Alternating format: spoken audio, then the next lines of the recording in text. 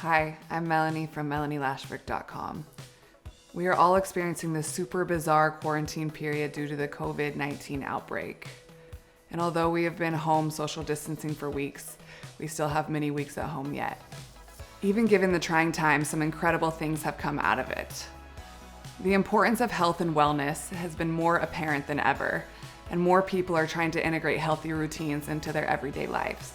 Through #quarantine, boot camps, and push-up challenges, I've seen some inspiring content. But I've also seen some common movement mistakes that I aim to address during this video. I'm not just making this video for those that haven't worked out consistently in a while or ever. I'm making this video for those that may experience joint or back pain after workouts, or those that are just feeling stuck or unsure what to do with their routine. The truth is, most of us aren't where we'd like to be physically and are making some movement mistakes that can lead to pain or injury if continued. In this course, I will take you through the 5 most common movement mistakes and help you find their solutions. The first most common movement mistake is an improper warm-up, or my personal favorite, no warm-up at all. I can tell you from firsthand experience that sprinting back and forth in front of your house on asphalt can do wonders to flare up old injuries. Not the best way to get back into it. The classic 1 step forward, 2 steps back. My other favorite improper warm-ups are the ballistic or bouncy stretching, or even the cold static stretching before a workout. The classic jog around the block, or the high impact warm-up where the person is jumping around on stiff joints and muscles. According to science, warm-ups are not just designed to get your heart rate up and your blood pumping. They're designed to activate your core stability, prime your neuromuscular connection, connecting your brain to all of your muscles, help you work through any past limitations or personal limitations in the body, and alleviate any stiffness in the joints or muscles. So here's what to look for in a proper warm-up. The first thing to look for in a proper warm-up are dynamic stretches. Dynamic stretching involves moving a joint in the muscle through the full range of motion. If you have chronic hamstring tightness, starting with a bent knee hamstring stretch can prime the body for the workout ahead. If your hip flexors are tight from the lunges you performed in yesterday's workout, a glute bridge can help relieve the hip flexors while strengthening the glutes simultaneously. The second most important thing to look for in a warm-up are neuromuscular and core priming movements. You're much more likely to recruit muscles or muscle groups in your workout if you activate them in your warm-up. Always adding core stability movements like child's pose to plank or plank to T.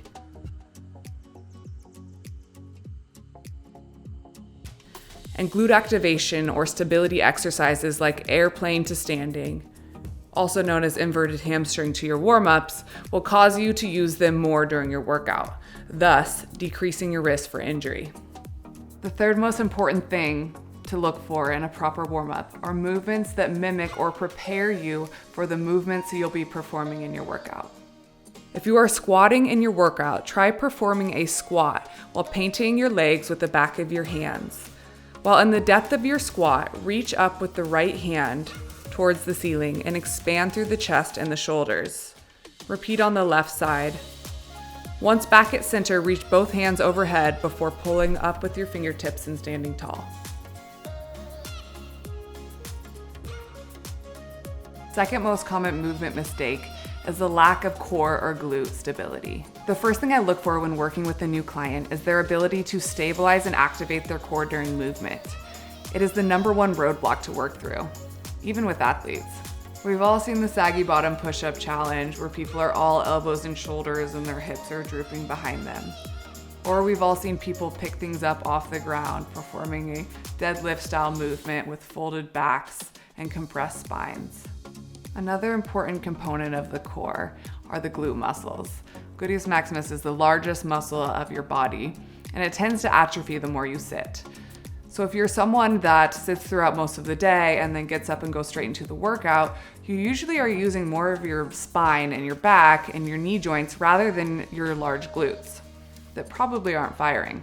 If you are a person that experiences any back or knee pain during or post-workout, it is probably most important that you focus on core and glute stability before moving forward in your workout routines. And when I talk about building core strength and stability, I'm not talking about the classic crunch, which actually compresses your spine and rounds your spine. I'm talking about movements that challenge your center of gravity and your core while maintaining traction throughout the spine. One of my favorite core stability movements is a seesaw forearm plank. Starting with your palms under your shoulders and your toes engaged with the ground, lift your hips up into a forearm plank. From here, shift your body weight forward, pulling your chest over your wrists, and then shift back to neutral without any movement through the core or the hips. My second favorite core stabilizing movement is the quadruped with no knees, also known as a bent knee plank, with limb lift. While in a bent knee plank position, slowly raise a limb, like your right foot, 1 inch off of the ground, and hover without moving the center of your gravity or moving your core or hips.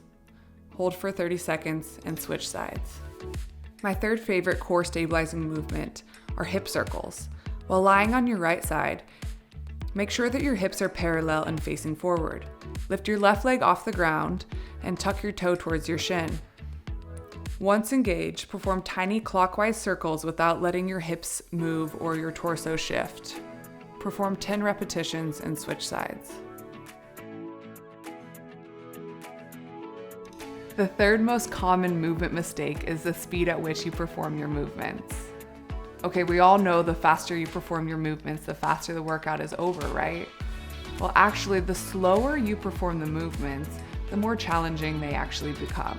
If you are moving too quickly before your base strength and stability are established, you can cause some serious damage to your joint and spine. For example, the push-up. If you are pumping out reps, your chest and hips can become disconnected without you realizing it, thus not building your core stability and potentially damaging your spine or shoulders. You may also not be moving through the full range of motion, cheating yourself and not getting the most out of the movement. Another classic example is a lunge. When you do not have a solid foundation down low, you can usually get away with moving through the movements quickly. But when asked to slow down, you may notice your foundation starts to wobble from your lack of balance or joint stability. This means that when you are moving quickly through the movement, it might be at the cost of your knees or hips. In order to ensure that you are activating the proper muscles and getting the most out of your movement, it is important to connect the movement with the breath. Lowering as you inhale, pausing at depth, and exhaling as you raise back to neutral. Only increase your speed when you can do so confidently without sacrificing form and technique. The fourth most common movement mistake is performing predominantly bilateral movements and very few unilateral movements. Most movements that I've seen in challenges require bilateral movements, meaning movements that recruit both arms or both legs in unison, such as a squat, a deadlift, or a push-up. All of these movements are very important and definitely have a place in your workout, but the body is complicated. If you have any limitations like favoring one side over the other due to an old injury, or functional imbalances due to chronic work movements or driving habits, that can lead to structural asymmetries that can cause injury and pain down the road. The best way to improve functional imbalances and to prevent structural asymmetries down the road is to add unilateral movements to your workouts. Unilateral movements utilize one limb at a time, so one leg or one arm independently. It's okay to get creative with your workouts, as long as you can safely perform any of the movements without pain. Unilateral movements train one arm or leg at a time. So instead of the squat, let's try lunges. Not just forward lunges, but lunges involving different planes of motion, such as the lateral lunge or a drop lunge.